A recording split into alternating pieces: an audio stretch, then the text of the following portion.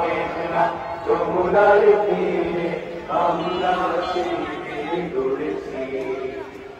আমাদেরকে ভক্তি তুমি হয়ে জালিমের কণ্ঠ রুখবে।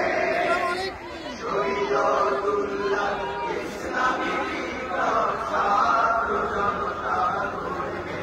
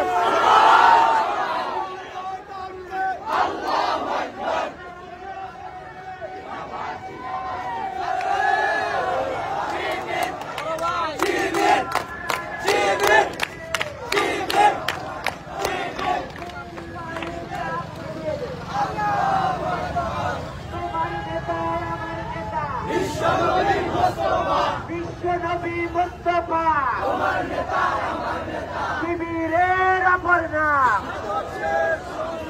আদর্শের সংগ্রাম।